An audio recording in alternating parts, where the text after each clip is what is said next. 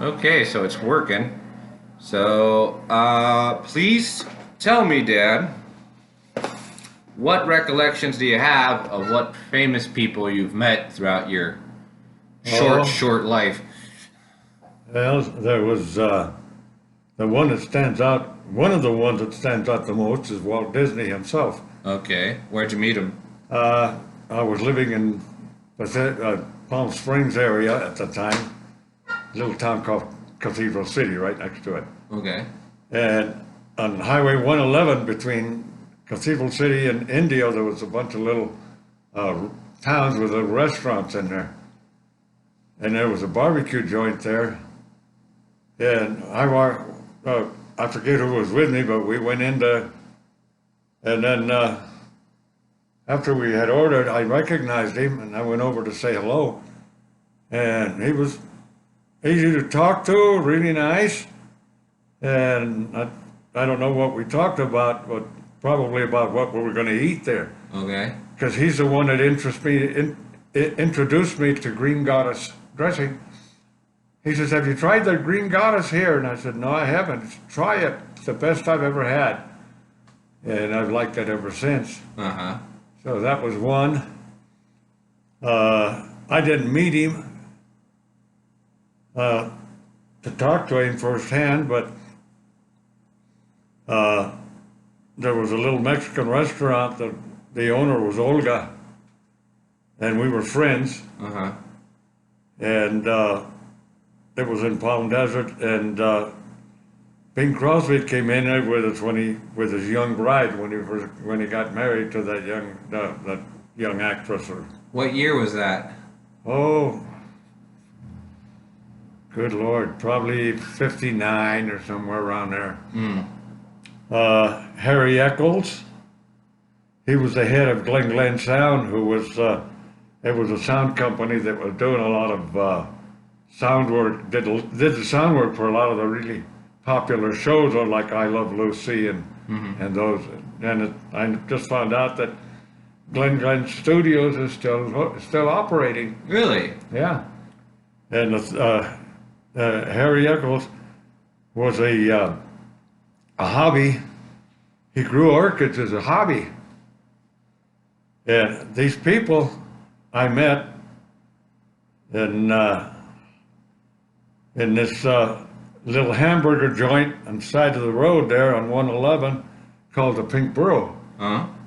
That was Marie, and I'm trying to think of her husband's name, was the owner, but she knew everybody in Hollywood. She worked there for a while, I guess, when she retired and opened up her hamburger joint. Ed was his name. And he would bring, every time he'd come up to town, he'd come up on a Friday night, go get a hamburger with Marie, Uh huh. and he'd bring her orchids. And she'd have it on the counter. And just, I couldn't help myself. I'd go over and sniff at it, get the odor. And she'd scold me. She said, "How many times did I tell you, Tony, that these orchids don't have any aroma?" And my usual answer to her was, "Well, I don't care. Anything that pretty has to have a pretty aroma." Mm. So I also met Earl Stanley Gardner there, a famous author. Okay. I walked in there one Saturday after I closed the shop and ordered, looked around, there was no place to sit. So I said, "Marie, make it to go, I'll take it because there's no place to sit." She looked around and she said, "Yes, there is." She went over to Earl Stanley Gardner. She said, "Well, move over, make room for my friend Tony." And he was there. He was always there with his secretary Olga. Wherever he went, she was always with him. Uh huh. I always suspected there was something more there.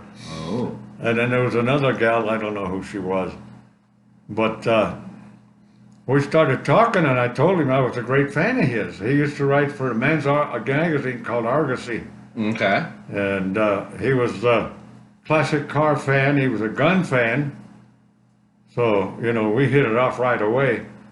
And whenever I would go in there and he would be in there, "Hey Tony, come on over, sit over here." So we sit there and talk all afternoon.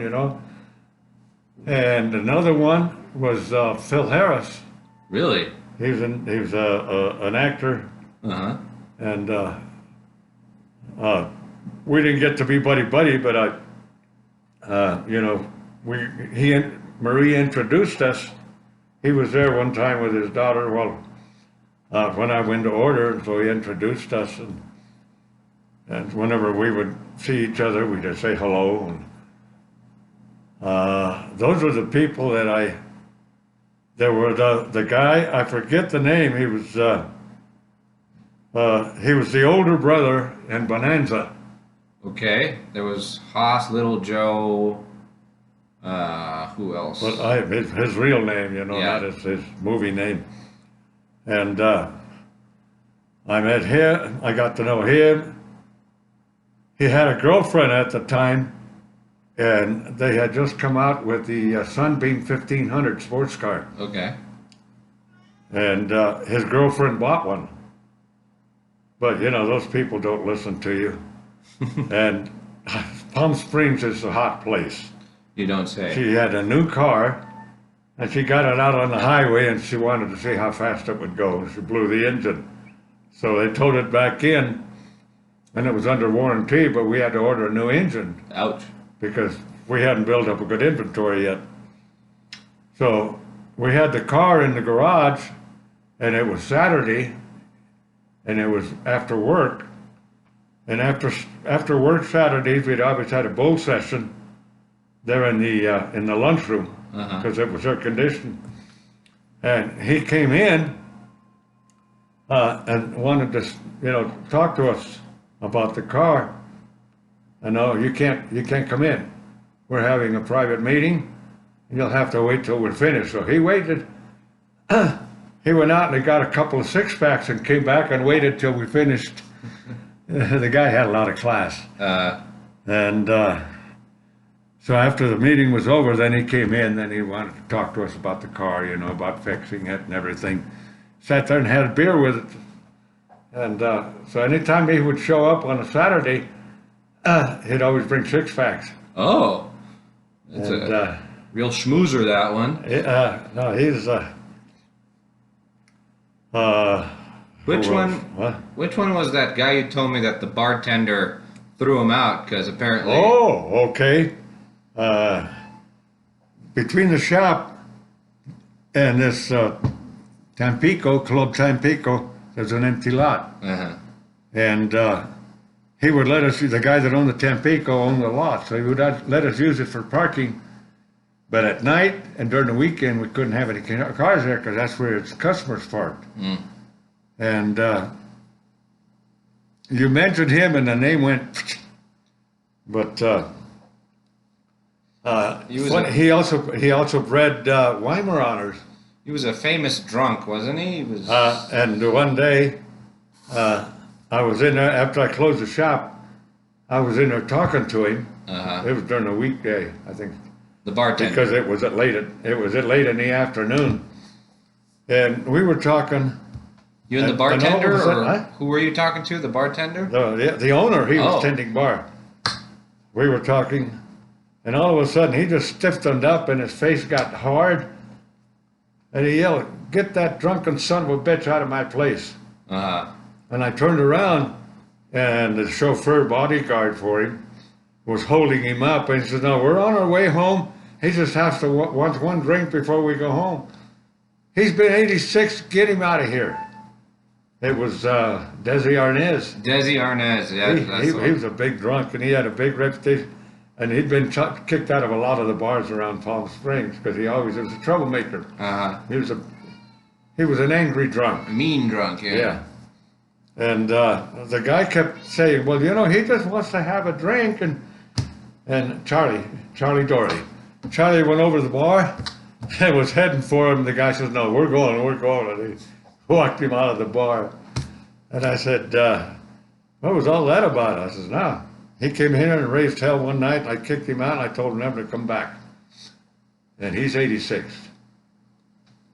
So that was another famous guy that I met. Now, I didn't meet him, but I was there when that happened. Uh-huh.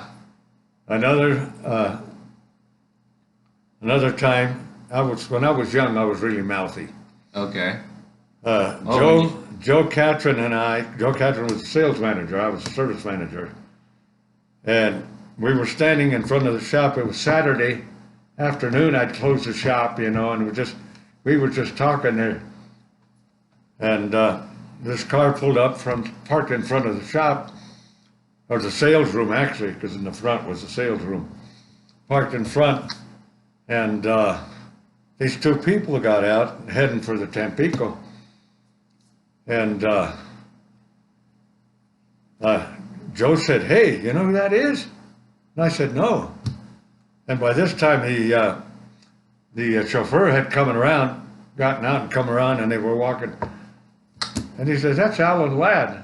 Uh-huh. And I said, "That runt?" Because he's real short.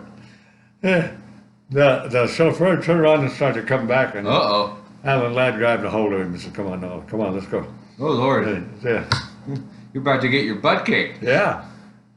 That happened to me once at the races, too. At the races, I met Ricardo Rodriguez. We raced in the amateur race, and then the club would help the CCA professional section work the races because they needed manpower. Uh-huh. And my job at that race at Laguna Seca was to make sure that the drivers had their helmets strapped on and that they were strapped in with their harness. Okay. And I was going by, and I went to the car and I looked, and it was Ricardo Rodriguez was getting in the car and getting his. Who was Ricardo Rodriguez? Oh, the racetrack in Mexico City is raised after him, and it's named after him and his brother. Oh, okay. Like famous race car drivers? Yeah, Or what Pedro and Ricardo Rodriguez. Oh, okay. I never met Pedro. But I had seen him race at Riverside, Uh-huh. and I was really impressed because he was about 15 years old at the time. And he raced a Porsche 550 Spider. They were new at the time. Uh-huh. And I think Crowley or something like that. It's a big supermarket chain, and the owner was a race car driver Okay. because it took a lot of money. And he was driving a 550A also, a Porsche Spider. And he said he wasn't going to get on the racetrack with that kid because the kid was a danger. Too much car for a kid to drive. And also there was a problem. The insurance, when you paid your entry fee, you bought an insurance too, because they paid liability in case you went off the track and hit somebody. And it was $1 million policy.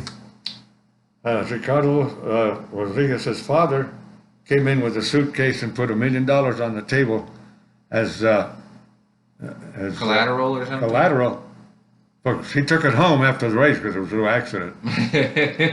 So that let him race. Uh-huh. And the kid out-qualified this guy and just left him in the dust during the race. But the thing that impressed me so much, I went to watch the race at one of the corners because we raced Saturday and we didn't race Sunday. Uh-huh. But that Sunday I didn't work. I would go to this corner. It was 5, 6, and 7. And the 7 put you down on the long downhill straightaway. Uh-huh. And I would do it there with 5 and 6, corner 5 and 6. And this kid had such precision. The sound of the engine and everything was exactly the same, and that wheel, that right front wheel, was put in the same spot every time he came around. The kid was just phenomenal. But at 13, he was a motorcycle racing champion. Really? Yeah. So when I went there, like Laguna Seca, he was getting